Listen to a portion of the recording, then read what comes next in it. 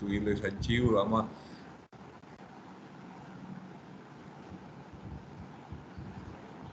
Bueno, ya aquí estamos grabando. Por si acaso quieren verla nuevamente, ¿oyeron? Bueno, entonces vamos a ver la parte de generalidades, introducción a algunos términos que de pronto ustedes también los van a ver en patología, pero que es importante que lo manejemos porque ustedes tienen que saber dónde están. Entonces, lo primero que vamos a hablar es de las definiciones. ¿Sí? Entonces, las definiciones tenemos, ¿ustedes ven bien la diapositiva ahí? Sí, doctor. Bueno, Sí, cuando hay algún inconveniente que no vean o que no escuchen, me lo notifican, ¿oyeron? Para eso tienen ahí la manito, ¿no? Para notificarme. Entonces, la propedéutica es la enseñanza o preparatoria para el estudio de una disciplina. Cuando estamos hablando de propedéutica y enseñanza, es de cualquier tipo de disciplina. O sea que el término propedéutica no necesariamente se está refiriendo a la parte médica, sino que propedéutica es enseñanza preliminar de algo, de cualquier disciplina que uno piense. Ella viene del griego propaidea, que es pro, y es igual a antes, y paidea igual pedéutica, que se refiere a la enseñanza, o sea, que definiría como que antes de o preparación para la enseñanza. Y clínica del griego clínico, y ese griego clínico es igual al lecho, que es igual a cama. Entonces, de ahí viene la parte clínica, sí es la que nosotros manejamos en el área que nos corresponde a nosotros, que es el área médica. Entonces, es que lo podríamos definir de la siguiente manera. O sea, que es la enseñanza preliminar de la medicina junto al lecho del paciente. Eso sería lo que se definiría como propedéutica. Enseñanza al lado del paciente. Y es una enseñanza preliminar porque ustedes aquí van a adquirir los conocimientos específicos que le van a servir para desenvolverse ya en el área de semiología y en el área clínica en general. Por eso es que es importante, yo le digo a los estudiantes de medicina que el cuarto semestre de medicina es un semestre de corte, o sea, ahí se hace un corte importante porque ya ustedes comienzan a ver nuevos términos. Y es importante que ustedes ya comiencen a conocer el lenguaje médico, porque ya no estamos más metiendo en el cuento, ya estamos en el cuento, ya aquí comienzan a creer el cuento, de que van en el camino que es. Entonces, también algunos la definen como el estudio de las enfermedades mediante la observación directa de los enfermos. Cuando nosotros hacemos una historia clínica, además de hacer la entrevista al paciente, nosotros estamos observando las características del enfermo. Y hay una parte del examen físico que se llama inspección. Eso lo vamos a ver. La inspección, que son dentro de las maniobras básicas de observación del paciente. Entonces, en las maniobras básicas del examen físico está la inspección, en la cual nosotros estamos observando las características del paciente. Y es importante porque en la propedéutica y en la semiología hay que aprender a conversar con el paciente a través de la historia clínica. A través de la historia clínica es como nosotros conversamos con el paciente, con el enfermo. ¿Y qué es lo que más buscamos nosotros? Síntomas, signos, examinar, preguntarle al paciente, indagar sobre esos síntomas y signos y buscar, porque eso se trata es de una búsqueda de cualquier otro que no observado por el paciente. Y ya, cuando nosotros en la historia clínica hacemos esta indagatoria, consideramos una posibilidad diagnóstica. Y ese es el arte de la medicina. Y ese es el arte para el diagnóstico, en el cual nosotros a través de un examen riguroso y un análisis y encuesta rigurosa, el punto final de la historia clínica es un diagnóstico, y para eso se busca, es hacer un diagnóstico. Por eso es que la historia clínica es parte fundamental del acto médico. O sea, nosotros no concebiríamos un acto médico en un paciente que llegue a consultar por X y Y motivo si no tenemos una adecuada historia clínica, porque allí se basa casi que la mayor parte del diagnóstico del paciente.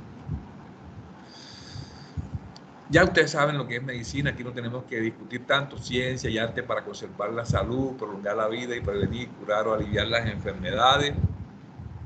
Y entonces viene el término de semiología, que está muy relacionado con lo que estamos hablando en propedéutica, porque le vamos a enseñar la parte preliminar de la semiología.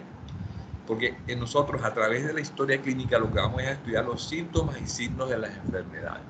Y eso lo vamos a ver ahora cuando comencemos a hablar de historia clínica. Eso es lo que vamos a hacer, estudiar los síntomas y signos de las enfermedades.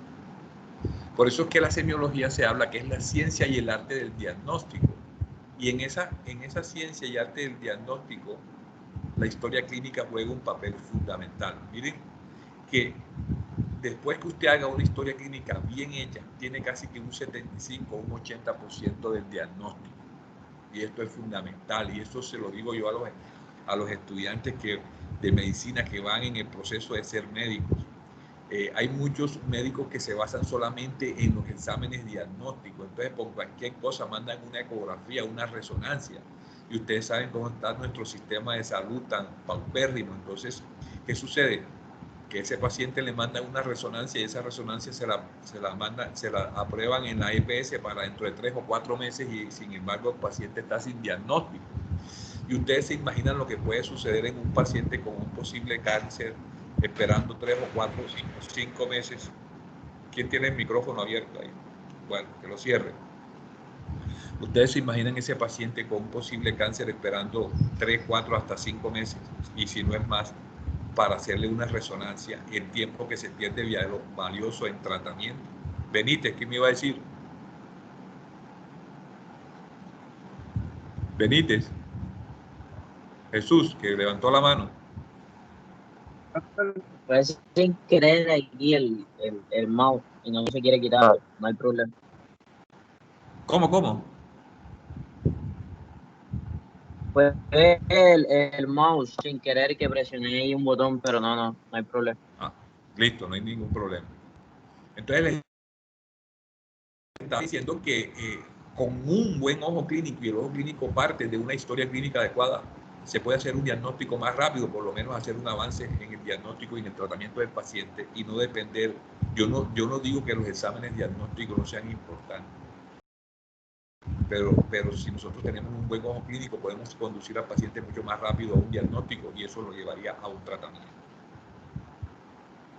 Cuando nosotros buscamos los síntomas y los signos del paciente, ¿qué es lo que vamos a hacer con la historia clínica? Eso se llama semiotecnia, eso tiene su nombre, se llama semiotecnia, la técnica de búsqueda de los síntomas. Y eso se traduce a nivel gráfico, en una impresión gráfica a través de la historia clínica, y eso se llama semiografía. Esos son partes de la semiología.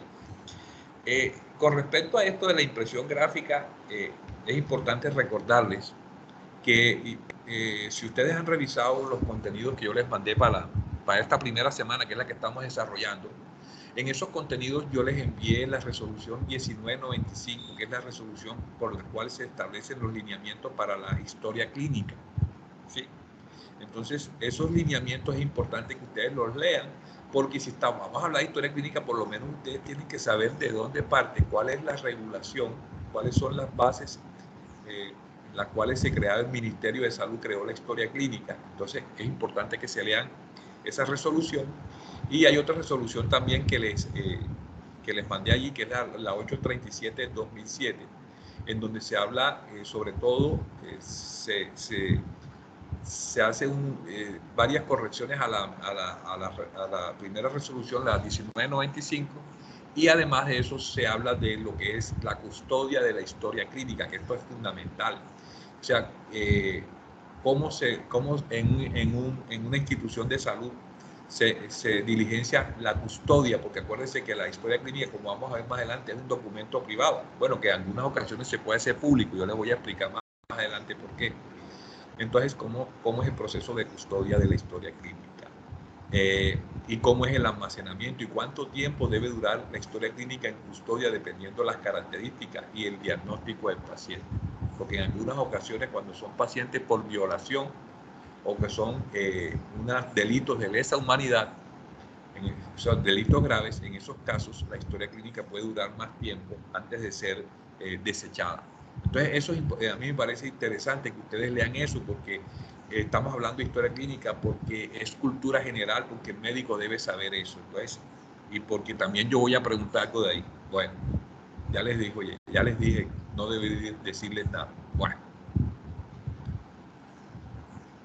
Entonces, a veces quiero que quede muy claro lo que es los síntomas y los signos. Yo sé que ustedes, la mayoría, definen eso. Ustedes saben que los síntomas es algo subjetivo, algo que siente el paciente y que nosotros, pues lógicamente, no podemos medir. Los síntomas no los vamos a poder medir. Entonces, bueno, aquí se estaba presentando ya se restableció.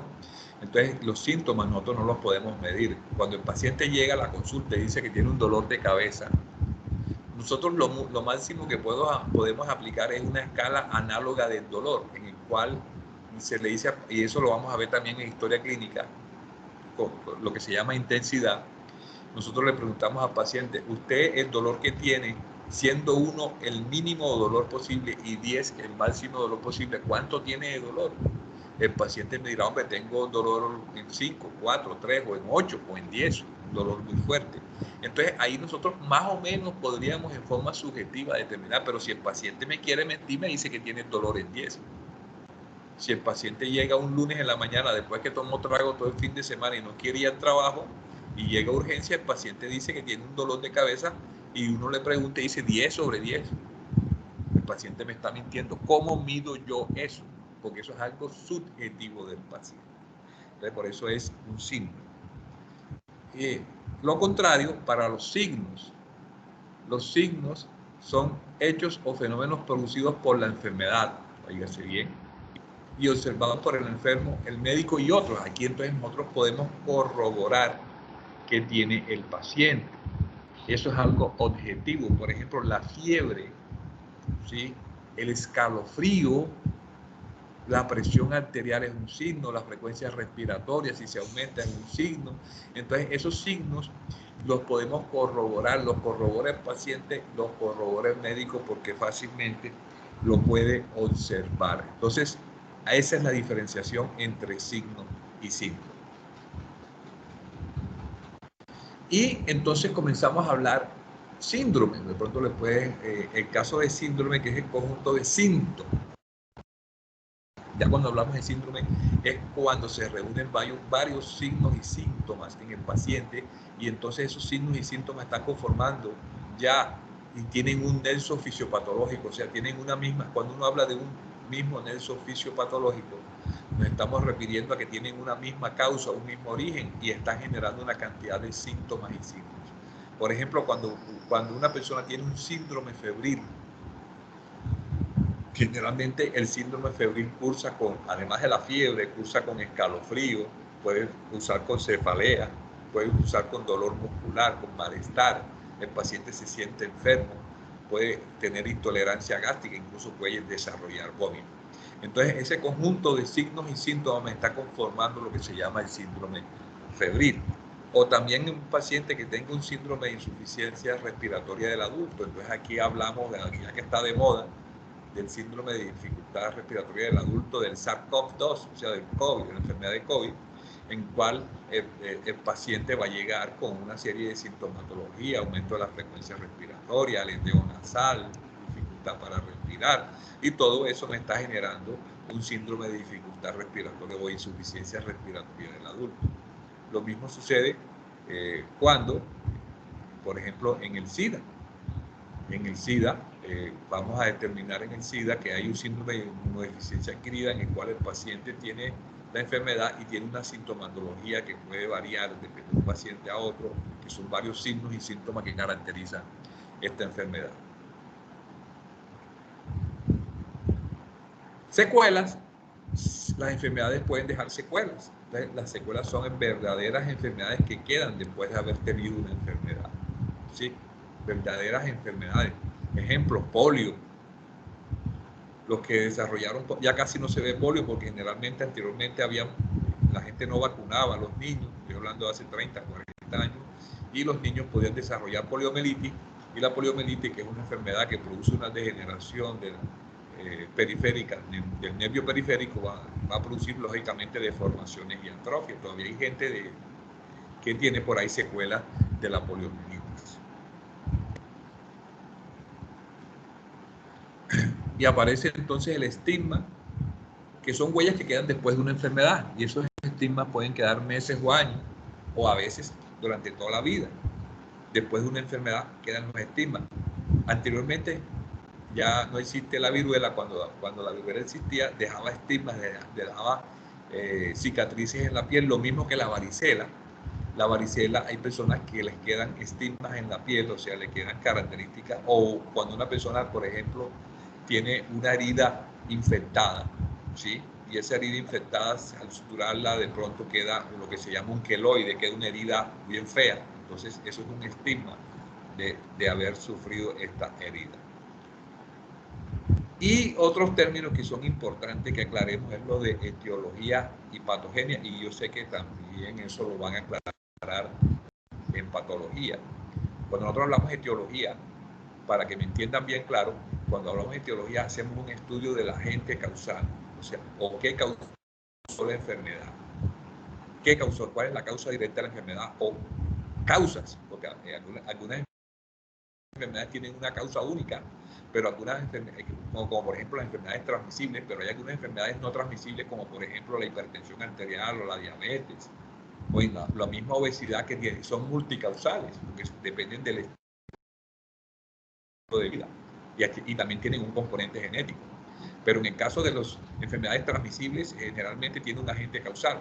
Entonces, cuando estudiamos ese agente causal, estamos estudiando la etiología. Y la patogenia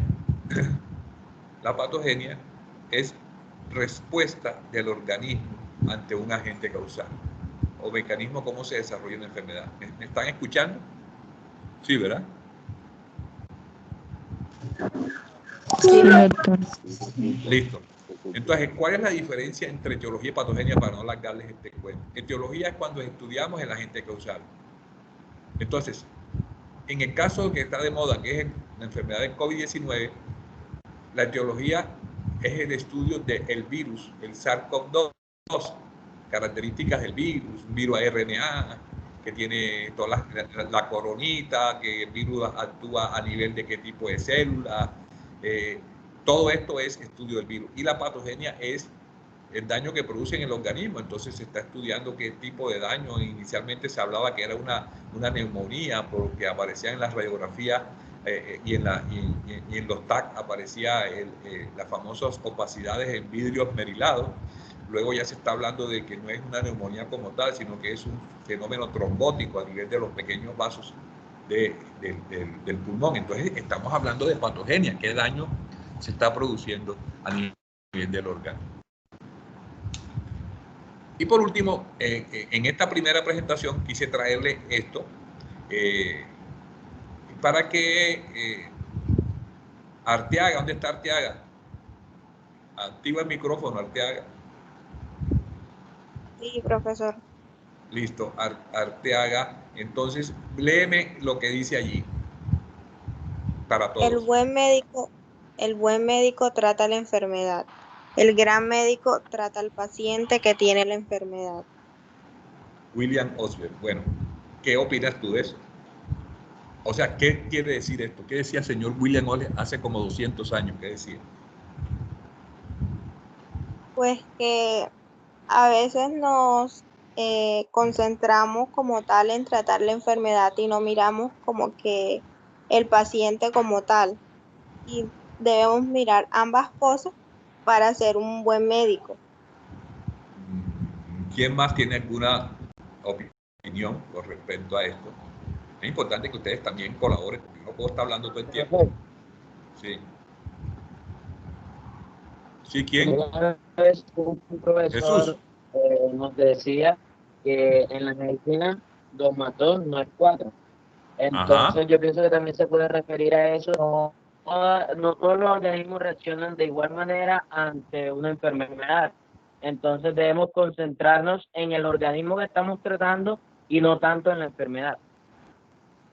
O sea, entre otras cosas, no es tanto el organismo, sino en el paciente. Porque es que el señor William Osler decía que Exacto, muchos médicos se centran en la enfermedad, pero no le ponen atención al centro de todo, que quién es el paciente, ¿sí? Porque el gran médico trata al paciente que tiene la enfermedad, no trata la enfermedad sola. Sí, está bien tratar la enfermedad, pero acuérdense que tiene la enfermedad es el paciente, y hay que conocer que el paciente sufre, que tiene ansiedades, y hay que manejarla también. ¿Estamos claros con eso? Sí, doctor. ¿Alguna pregunta?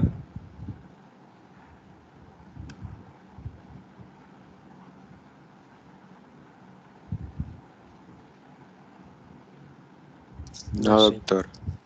Listo. Entonces, hasta aquí llegamos con la primera parte. Enseguida, ¿qué va a pasar? Para que no estén perdiendo tiempo. Entonces, ahora, el primer grupo, que es el que habíamos acordado de 6:45 a 8:15, que es el 16:42, ahora vamos a salir de esta presentación y yo me voy a meter en ese grupo, en el 16:42, y ese grupo va a estar hasta las 8:15. El otro grupo tiene que estar pendiente porque de pronto vamos a entrar un poquito antes, pero más o menos allí, 8:12, por ahí, salimos de este grupo para entrar entonces a las 8:15 en el otro grupo, que es 8:15 a 9:30, y el último grupo que es de 9:30 a 11:15. ¿Estamos claros? Sí, doctor. Una pregunta. Sí. Entramos por el mismo link, el grupo de la práctica, el de 8:15 a 11. Sí, yo voy ahora, me salgo de aquí y entro al link del grupo 16:42. No, ya este grupo solamente lo tenemos para reunirnos toditos. Ya después cada grupo entra a su link. ¿Sí? Ok, gracias. Doctor, yo tengo Bueno. clase de 8 a 10. Soy del grupo de 11 a 1. ¿Cómo? Yo tengo clase de 8 a 10 y soy del grupo de 11 a 1. Usted dijo que entráramos a las 9:45. ¿Qué problema, jodido? Ahí está ya el problema.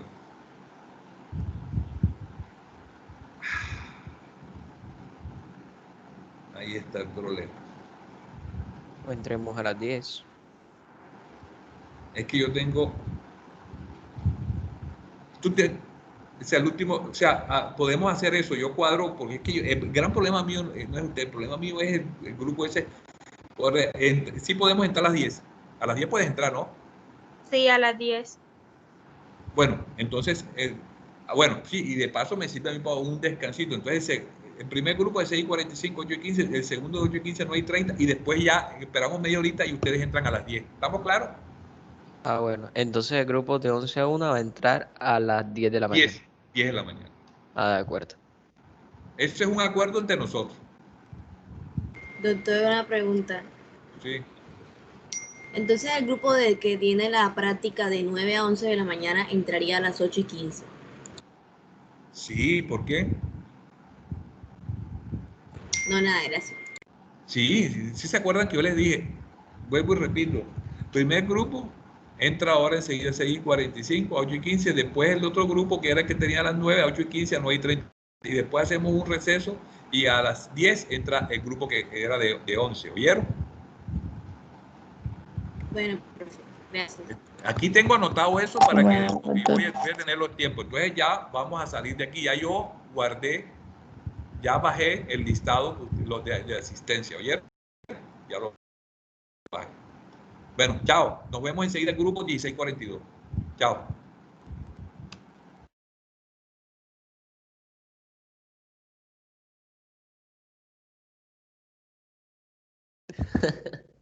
El profesor Sara,